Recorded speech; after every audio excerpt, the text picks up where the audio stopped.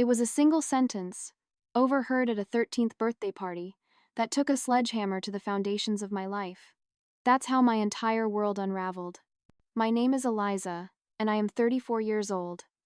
I swear to you, I never meant for things to get this bad. Our daughter, Sloane, had just turned 13. We threw a little party for her, nothing fancy, just a few of her close friends, cake, and pizza at the house. My husband Arthur, who's 41, did his usual thing, grilling hot dogs on the deck, making small talk with the other dads, and staying gracefully out of the way when a swarm of teenage girls took over the living room. It was typical Arthur. He's not the most effusive, hands-on dad, but he's steady, reliable. A little boring, honestly, but that's a different story.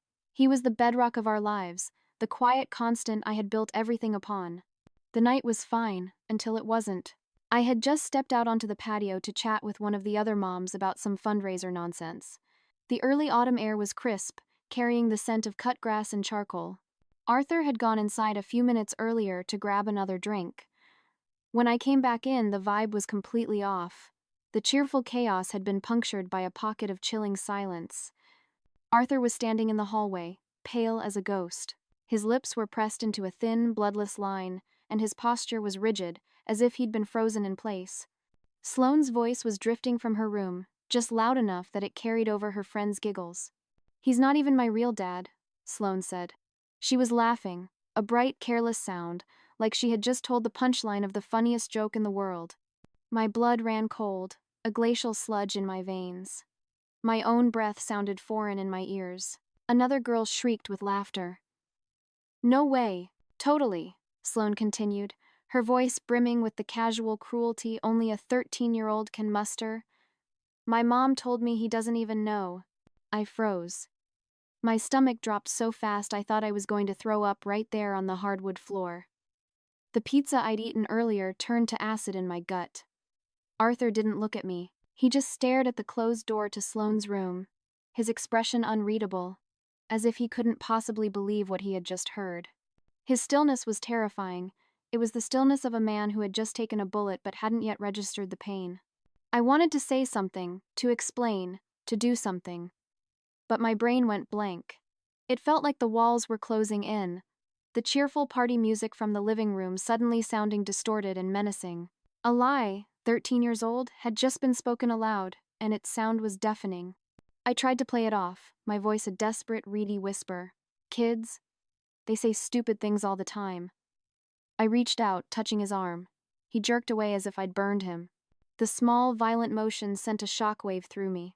"She probably doesn't even know what she's talking about," I added, the words tasting like ash in my mouth. He finally turned to me then. His face was stony, his eyes dark pools of something I couldn't identify. It wasn't just anger, it was a deep, seismic shock. "Does she?" he asked, his voice low and sharp, each word a perfectly honed blade. "Does she even know what she's talking about, Eliza?" I didn't have an answer. My silence was a confession, loud and damning. Arthur stared at me for another second, his gaze boring into me, searching for a truth I had spent over a decade burying. He found nothing but the panic in my eyes. He turned without another word and walked straight out the front door, the latch clicking shut behind him with an air of finality that echoed the sudden emptiness in my chest. The party was still going on, but for me, it was already over. My life as I knew it had just ended. The rest of the party is a blur. I don't even remember saying goodbye to the other parents. I just know I was on autopilot, a brittle smile plastered on my face, my movements stiff and robotic. I was trying not to completely lose it in front of Sloane and her friends, trying to pretend that my husband hadn't just walked out into the night like our house was on fire. When the last guest had finally gone, and Sloane, buzzing with sugar and happiness, went to bed, the silence that descended was suffocating. I sat on the living room couch, staring at my phone, half expecting, half dreading Arthur to call or text. He didn't. The hours ticked by, each one stretching into an eternity of self-recrimination and rising panic. I replayed the scene in the hallway 100 times, his face, his voice, the way he flinched from my touch. It was after midnight when he came back. He didn't slam the door or yell, he just walked in like he'd gone for a quick drive to cool off. That almost made it worse. The absence of rage was replaced by a cold, heavy calm that promised a different kind of storm. He sat in the armchair across from me, the space between us feeling like a vast, unbridgeable chasm. He didn't look at me, instead focusing on a spot on the wall just over my head. "We need to talk," he said. His voice was flat, devoid of emotion. I launched into damage control mode, the words spilling out of me in a frantic, desperate torrent. "Arthur, you know how kids are. Sloane probably overheard something years ago and twisted it into some silly story to impress her friends. She's at that age, you know? They all want to act like they have some big, dramatic secret." He didn't say anything, just kept staring at that spot on the wall. The silence was an accusation. I could feel his gaze on me, even though he wasn't looking at me. It was like he was trying to figure out who I even was. I felt myself shrinking under the weight of it. "Brittany," he said finally, his voice quiet but firm. And when he used my full name, I knew I was in trouble. He never called me Brittany. "Is Sloane my daughter or not?" The question hung in the air, sharp and lethal. This was it. The moment I had dreaded for 13 years. The nightmare scenario that had sometimes kept me awake at night, sweating in the dark. I could tell him the truth. I could confess everything and face the consequences. But I couldn't. I don't know what possessed me to lie again. Maybe it was panic. Maybe it was just habit. I'd gotten so good at dodging the truth over the years that it felt like second nature. The lie was a shield, and I raised it instinctively. "Of course she's your daughter," I said, my voice cracking just a little. I hated the weakness in it. "I don't even know why you'd ask me that. It's insane." He just kept staring, his gaze finally lowering to meet mine. It was like he could see right through me, peeling back the layers of deceit until he saw the ugly, terrified truth I was hiding. "Then why would she say that?" he pressed, his voice still unnervingly calm. "Why would she tell her friends that you told her I wasn't her dad?" "I don't know," I snapped, my voice a little too loud, a little too shrill. "Maybe one of her little friends put the idea in her head? Or maybe she's mad at you for not letting her get that stupid iPhone she wanted." Kids are manipulative, Arthur. They say whatever they think will get a reaction. He didn't buy it, I could see it in his eyes. The calm was beginning to fracture, revealing the raw hurt underneath. "Eliza," he said slowly, as if he was giving me one last chance to come clean to save myself. "Is there something you're not telling me?" This was my final opportunity. A fork in the road. One path led to a painful, uncertain truth.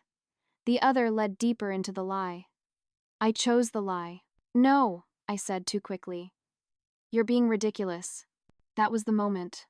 I saw something shift in his eyes, a light going out. The hurt was replaced by a look of profound disappointment, and then something worse, resignation. It was the look of a man who had finally accepted a terrible truth he had been fighting. He didn't yell or accuse me of lying again. He just stood up, his movements slow and deliberate. He grabbed his keys from the bowl by the door, and then he walked out again. This time, I knew he wasn't just going for a drive. This time he didn't come back. By morning, I was panicking. I called him, texted him, left a string of increasingly frantic voicemails. Nothing. His phone went straight to voicemail after the third try. I even called his sister, Catherine, my voice trembling as I tried to sound casual. She hadn't heard from him. I spent the entire day pacing the house, the silence amplifying the frantic monologue in my head. I replayed our conversation over and over, dissecting every word, every look. Each time, the conclusion was the same. He knew I was lying. Sloane didn't seem to notice anything was wrong, which was a small, bitter blessing. She was too wrapped up in the afterglow of her party, texting her friends about the drama and the gifts.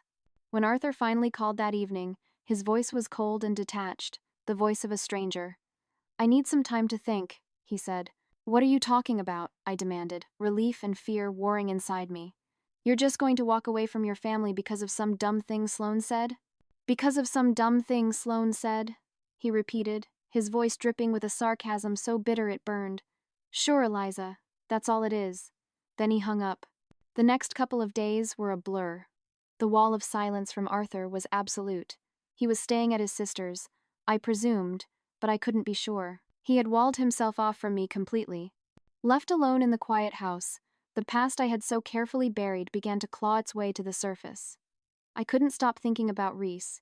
His name felt like a foreign object in my mouth. I hadn't spoken it in years. Reese. He was an old coworker from my brief stint at a marketing agency right out of college. He wasn't the kind of guy you'd take home to your mom, but he sure knew how to turn on the charm. He was all sharp wit, restless energy, and a smile that made you feel like you were the only person in the room. We'd had a thing, a brief, intoxicating fling, that was all about casual fun and stolen moments in empty conference rooms. He wasn't into commitment, never wanted to settle down, and definitely wasn't interested in being a father. I was already dating Arthur when I met Reese. Arthur was the safe choice, the good man, the future. Reese was the reckless detour. When I found out I was pregnant, the fling with Reese had already burned itself out. But I knew. A deep, maternal certainty told me the timing was all wrong for it to be Arthur's. I reached out to Reese, my hands shaking as I dialed his number. I wasn't expecting a proposal, just some kind of support. Even just a, "Hey, I'm here if you need me." But Reese wasn't there. He was cold, distant. He made it clear he didn't want anything to do with me or the baby. "That's your problem, Eliza," he had said, his voice flat. "Not mine."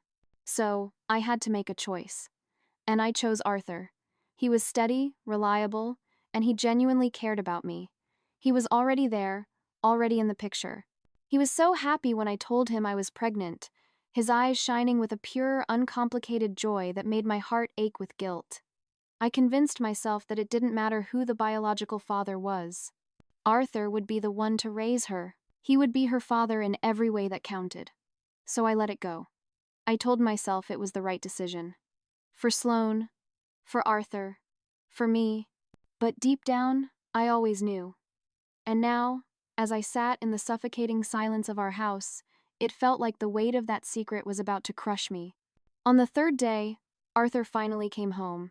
It was late, past 10, and I was sitting on the couch with a glass of wine, pretending to watch television. I heard his car pull into the driveway, and my heart started racing. I wasn't sure if I was relieved or terrified. He came in quietly, like he didn't want to wake Sloane. He didn't look at me as he walked past the living room, heading straight for the bedroom. I followed him, my bare feet silent on the carpet. "Arthur," I said softly as I stepped into the room. He was pulling clothes out of the closet, tossing them into a duffel bag. My chest tightened. "Are you leaving?" I asked, my voice shaking. He didn't answer right away. He zipped the bag closed and finally turned to me. His face was calm, but his eyes were hard, like chips of granite. "I need answers, Eliza," he said. "And I'm not staying here until I get them." A wave of panic washed over me, cold and sickening. I fell back on my oldest, most pathetic defense. "I don't know what you're talking about," I said, even though my own words sounded hollow and false to my ears. "Cut the crap," he snapped, his voice low but sharp, the calm facade finally cracking. "Is Sloane my daughter or not?" "Of course she is," I said, my voice rising with hysteria. "Why do you keep asking me that?" "Because I talked to Sloane," he said, his tone turning to ice. The air was sucked out of the room. My mind raced, trying to find an escape route, a way to spin this, but there was nowhere to go. "I asked her where she got the idea that I'm not her dad," he continued, his eyes locked on mine, pinning me in place. "And you know what she said? She said you told her. When she was little. You said I didn't know the truth, and she wasn't supposed to tell me." I felt like the world had tilted on its axis. I remembered it, vaguely. A moment of weakness years ago, when Sloane was maybe 5 or 6, asking an innocent, childish question about where babies came from. I had been tired, emotional, and for a fleeting, stupid moment, I had let a piece of the truth slip out, quickly covered by a frantic, "Don't you ever tell Daddy that? It's our special secret." A secret I had immediately buried and forgotten, until now. "She's lying," I said weakly. The denial was pathetic, even to me. "You know how kids are, Arthur, they make things up." "She didn't sound like she was making it up," he said, his voice tight with controlled fury. "And honestly, Eliza, I don't even care what Sloane said anymore. I want to hear it from you. Is she my daughter, or not?" He stood there, waiting. This was the true final chance. All the lies had been stripped away. It was just me and the truth, naked and ugly, standing between us. I opened my mouth, but no words came out. My chest felt like it was caving in. The silence stretched, thick and damning. Arthur's eyes narrowed, and he shook his head slowly, a gesture of profound, heartbreaking disappointment. He wasn't surprised. That was the worst part. He wasn't surprised at all. "That's what I thought," he said quietly. He grabbed his bag and started to walk past me. On pure instinct, I reached for his arm. "Wait," I begged. "Where are you going?" "To my sister's," he said without looking at me, pulling his arm from my grasp.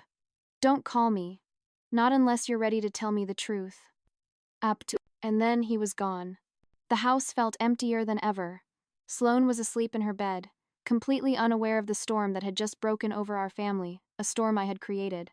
I sat on the edge of our bed, staring at the empty space in the closet where Arthur's clothes had been. Part of me, the selfish, cornered part, wanted to blame him. He was being irrational, blowing things out of proportion. So what if Sloane wasn't his biological child? He'd raised her, hadn't he? He'd been her father for 13 years. What difference did a little bit of DNA make? But another part of me, the part that hadn't been completely corroded by deceit, knew I couldn't keep lying. Not forever. The truth was going to come out eventually. The problem was, I wasn't sure I could handle the fallout. I hadn't just lied about Sloane. I had lied about everything. Our entire marriage, our family, was built on this foundational deception. If I told him the whole truth now, everything would change. As I sat there, the full weight of my confession began to settle. I hadn't just admitted Sloane wasn't his. To truly tell the truth, I would have to speak the name I had locked away for over a decade. My mind reeled. How could I explain it? How could I tell the steady, reliable man I had married that his daughter was the product of a reckless fling with a charming, irresponsible man who hadn't wanted her? How could I admit that I had chosen Arthur not just out of love, but out of a desperate need for security? The truth felt like a bomb, and I was standing there, holding it, my finger on the trigger. I finally pulled out my phone, my hands trembling. I scrolled to Arthur's name. I typed out a message, my thumbs clumsy and slow. "You were right, I'm sorry. Her father's name is Reese." I stared at the words, my heart pounding. It was the ugliest, most terrifying sentence I had ever written. I pressed send before I could lose my nerve. The little blue bubble appeared on the screen. A final, irreversible confession. There was no going back now. The bomb had been detonated. The days that followed the text message were a strange kind of silent hell. There was no angry phone call, no barrage of furious texts. There was just nothing. It was a silence that was heavier, more final, than any argument could have been. I knew he was processing everything, trying to figure out how to deal with me, with Sloane, with the wreckage of our life. I could feel him slipping away, and there was nothing I could do to stop it. I hadn't just lost his trust. I'd shattered it into a million irreparable pieces, but I wasn't going to sit here and let him leave without a fight. Or so I told myself. In reality, I didn't know how to fight for something I had already destroyed. When he finally came back, a week later, it was clear he wasn't the same man. He was distant, even more closed off than usual. The emotional chasm between us had become a physical presence in the room. I could see the anger and the betrayal still burning in his eyes, but now there was something else, a sense of finality, as if he had weighed every option and had come to a decision. We were sitting in the living room. He was quiet for a long time, staring at the floor like he was steeling himself for something. I was on edge, my nerves stretched taut, just waiting for him to speak, because I knew it wasn't going to be good. "I can't do this anymore," he said finally, his voice flat, dead. "Sloane isn't mine. She never has been, and I can't keep pretending like she is." I felt my stomach drop. The air between us went cold. "Arthur." "No," I whispered, my voice pleading. But he wasn't having any of it. He looked at me then, and his eyes were hollow. "I'm done," he said, the words coming out like a final verdict. "I'm done with this whole thing. You and your lies. I'm done raising someone else's kid. I'm done with the whole damn situation. I can't keep doing this. I don't even know who I am anymore." I wanted to argue with him, wanted to make him see reason. But how could I? I had done this. I had kept this secret for so long, had woven it into the very fabric of our family. I had led him into this mess, and now it was all falling apart. But then, the worst thing happened. Arthur stood up from the couch, his face like stone, and I could see it in his eyes. He was ready to walk out. Not just on me, but on everything. "Sloane's not my responsibility anymore," he said, his words cold and cutting. "I'm done pretending." That was when I lost it. The fear and guilt inside me erupted into a desperate, ugly rage. "You can't just walk away from her." I shot up from the couch, my voice sharp and frantic. "She's still your daughter. You can't just turn your back on her because of me. She's been your daughter for 13 years. You've raised her. You can't just disown her like that." "Oh," Arthur shook his head, his jaw tightening. "She's not my daughter, not anymore. I don't know what else to tell you, Eliza." "Don't you dare," I screamed, my heart pounding in my chest. I was fighting dirty now, using guilt as a weapon. A real man would take care of her. A real man wouldn't just leave a child because of some mistake that I made. "She needs you, Arthur. She's been calling you Dad for 13 years. You can't just throw that all away because you're mad at me." I could see the rage building in his eyes, and for a moment, I thought he was going to explode. "You think you can guilt me into this?" he hissed. "You think you can make me feel bad for what you've done? I don't owe her anything, Eliza. Not after this."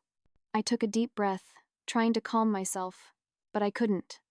The words came out before I could stop them. "You owe her everything, Arthur. You owe her a chance at a real life, at a family. You can't just walk away. Not like this." I was desperate, I knew, but I was also right. This wasn't just about me anymore.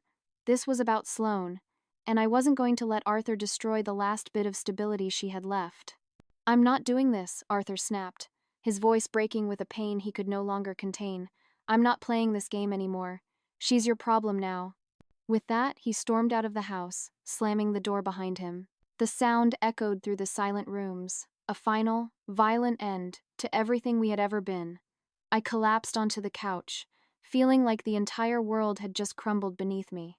I had screwed up everything. My marriage, my daughter's life. And now, I was about to lose it all. I didn't hear from Arthur again. This time, the silence was permanent. I knew he was gone for good. But I wasn't ready to face the full reality of what I'd done. Every time I looked at Sloane, a fresh wave of guilt washed over me. Then, one morning, just before the sun was up, I heard a car in the driveway. It was Arthur.